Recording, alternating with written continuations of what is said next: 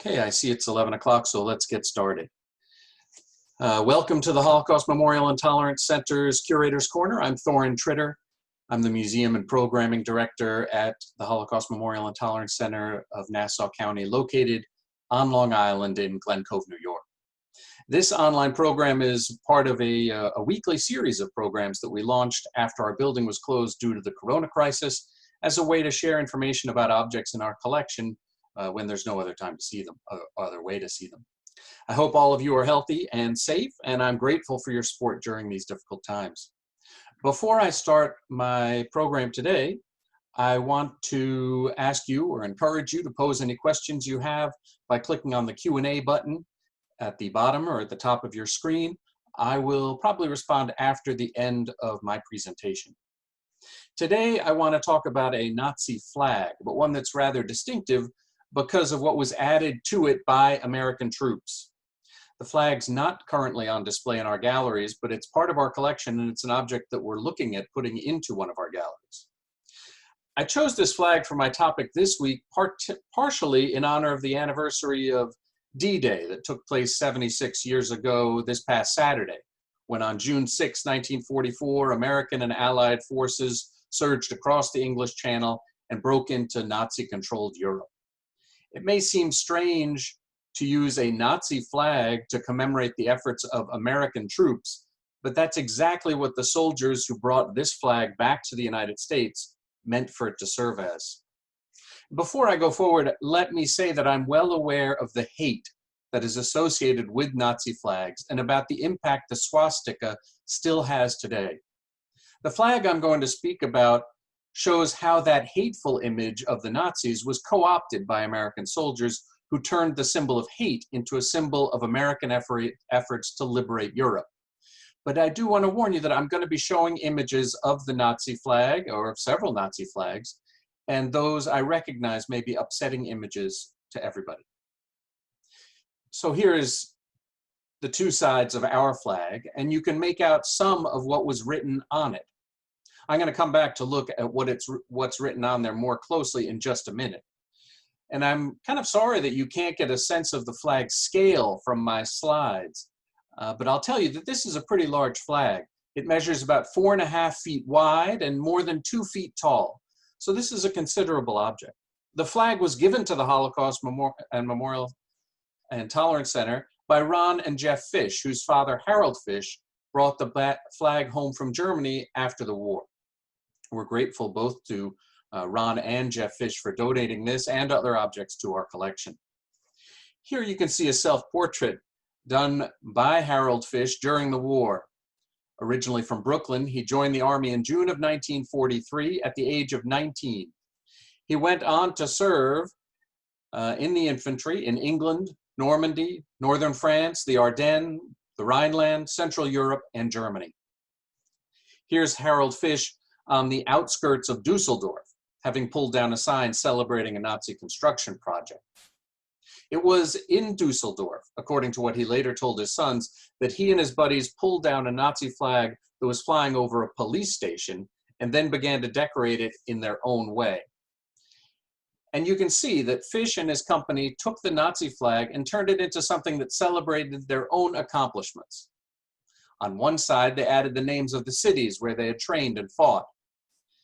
It starts with 4 cities in the middle of England, all around Birmingham, where they trained in the spring of 1944. They were then part of the Normandy invasion on June 6, 1944. Fish and his unit fought at Trevière, just inland from Omaha Beach, and then Saint-Lô and Coutances. Their unit then moved south and then to the east, fighting in Sens, then in 3 areas around Paris, and in Torcy to the south of Paris. From Paris, they moved toward Germany, fighting in Bettenburg, then Belgium, and Dusseldorf. The places on the flag are not a complete list of where this unit fought, but here you get a sense of the locations mentioned translated onto a map, giving you a sense of the sweep through France and into Germany. As I started digging into the military actions that took place in the cities listed, I found something interesting. Even though Harold Fish's papers say he served in the 112th Infantry Division, all the cities listed on the flag were important sites for another military unit, a secret unit that was only declassified in the 1990s. This was a tactical deception unit that operated during World War II, which was officially known as the 23rd Headquarters Special Troops, but was known more colloquially as the Ghost Army or the Phantom Army. Their mission was to impersonate other Allied Army units to deceive the Germans into thinking Allied attacks would come from one direction when really they were launched from somewhere else. Using inflatable vehicles, elaborate camouflage, fake transmissions on the radio, and sound trucks to create the sounds of different divisions, this unit staged more than 20 battlefield deceptions, often operating very close to the front lines. There was one other clue to Harold Fish's involvement in the secret unit on his discharge papers, which listed his military specialty as painting. The Ghost Army particularly recruited artists who could decorate the inflatable objects to make them look real, and who could help create the camouflage and other illusions to make their deceptions work. The Ghost Army, however, was a secret operation. Following the war, the unit's soldiers were sworn to secrecy, records were classified, and any clue about their work hidden away. Except for a newspaper article right after the war, no one spoke publicly about the deceivers until a 1985 Smithsonian article, and even then, information about their operations remained classified until 1996. A great deal of research has been done about this secret unit's work since 1996, perhaps most notably by Rick Beyer, who directed a PBS documentary that came out in 2013 and co-authored the most exhaustive book on the subject with Elizabeth Sales. Rick Beyer is also president of the Ghost Army Legacy Project, which has become an incredible online resource that includes, among other things, a roster of the soldiers who served in the Ghost Army. I'm really very grateful to Rick for his help in sharing his research with me.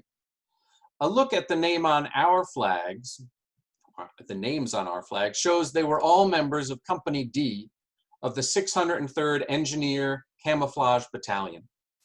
People like Harold Levinsky, a machine shop operator from the Bronx, or Will Ormond, a decorator and window dresser from Washington, D.C. Bruce Zilmer, a commercial artist from Grand Rapids, Michigan. Sumter Porter, a draftsman from Jacksonville, Florida. Ben Perry, a commercial artist from Worcester, Massachusetts. Joe Taney, a writer and editor from Philadelphia. Vic Prezio, a commercial artist from the Bronx. And Harold Dahl, a sculptor from Towako, New Jersey. Amazingly, some of Harold Dahl's letters from home still survive. In one from August 8, 1944, when the unit was preparing to retake Paris, he wrote, "It's quite a thing to see the refugees on their way back to their homes, some of which are in a sorry state, not only because of battles, but it seems the Germans had a way of smashing glassware and furniture and whatnot on their way out. The people certainly are glad to see the Americans, even though we must have been the ones who leveled many a poor soul's home. I wish I had a 5 and dime store with me. Why? So I could give it all away, bit by bit, and watch the people's faces. Especially I'd like to give toys to the children, poor kids.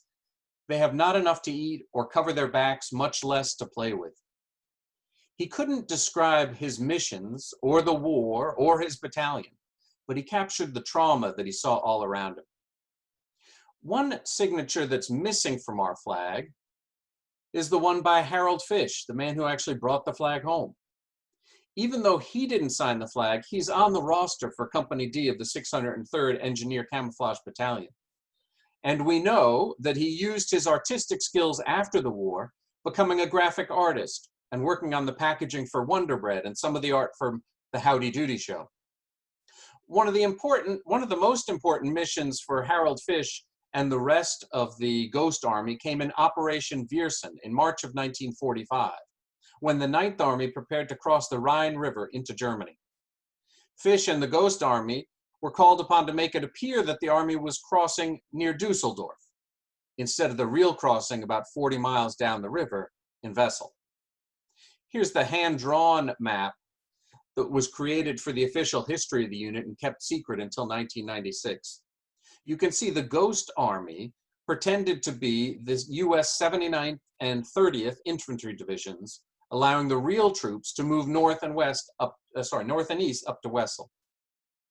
The efforts required the 1,000 men of the 23rd to use every resource at their disposal to impersonate 2 full divisions, some 40,000 men.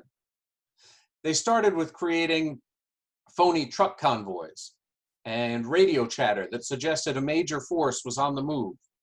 When they reached the Rhine, they set up more than 600 inflatable tanks and artilleries, although partially hidden in camouflage, but to make it look like they were a real army unit. This is a rare picture of one of the areas they created in the Rhine campaign with inflatable vehicles. All of the vehicles you see here are rubber blow-ups. But you also see the unit made them look real by adding the tracks in the grass and in the mud. Of course, they did much more than just put up the inflatable vehicles. The sonic crews worked around the clock, playing the sounds of truck engines, troop encampments, and heavy construction to mimic the sound of bridge-building engineer units. They even used flash canisters to make it appear that they were using their artillery, drawing real artillery fire from the German forces. The result was just what General Patton wanted. German units converged across the river from the Deception. Meanwhile, the real troops who attacked across the Rhine 40 miles north met only disorganized resistance and suffered 36 casualties. 36 casualties, more than 0, but for an operation involving thousands of men, that was a shockingly small number. There were other important missions before this, but it was after the successful deception during the Rhine campaign that Harold Fish entered Dusseldorf and pulled down the flag that's part of our exhibition or gallery. I should add that recognition about the significance of the Ghost Army's missions led just a couple of months ago to the opening of an exhibition about it at the National World War II Museum in New Orleans. They brought together veterans and objects from the war to try and give a sense of what this unit did. And one of the items on display in their exhibition at the National World War II Museum is a liberation flag, much like ours. Indeed, it has many of the same cities listed and many of the same names as are on our flag. The flag on display in New Orleans, however, has at least one signature that is not on our flag. That of Harold Fish, who included not only his name, but a small self-portrait or drawing. It may seem ironic that the flag brought home by Harold Fish does not include his own name, while the one in the National World War II Museum does. Perhaps Harold felt no need to have his name on his own flag, but instead wanted it to have the names of the guys in his unit who he wanted to remember. He didn't need to remember himself, but he needed the names of his buddies. I will note that the soldier who donated the flag to the exhibition in New Orleans, Joseph Richard Spence, does not have his name on that flag. Like Harold Fish, Spence didn't need the flag to remember himself. He wanted it to remember the other guys he fought with. These two flags are very much sister flags, or even two halves of the same whole. Our flag lists only 17 towns and cities, while the one in the National World War II Museum includes 37 locations. So theirs has much fuller list of where the unit fought. On the other hand, the flag on the exhibition in New Orleans only includes the names of 12 soldiers, while our flag includes 28 members of Company D. Together, they provide a great deal of information about what this secret unit did and who it was made up of. One last comment about these types of liberation flags. As our flag and the one on display in the museum in New Orleans suggest, it was not uncommon for American troops to pull down Nazi flags and make them their own by signing their names and listing their battles. Every now and then I see articles about other similar flags. This is the central part of a flag sent home by Eddie Littlejohn, a Native American from Minnesota who served under General Patton. In much the same way as Harold Fish did, Eddie Littlejohn took a Nazi flag and added the places where he'd fought, later donating it to the La Crosse County Historical Society. This is another flag, in this case one that was torn down from the top of City Hall in Moosburg, Germany, and replaced with an American flag on April 29, 1945.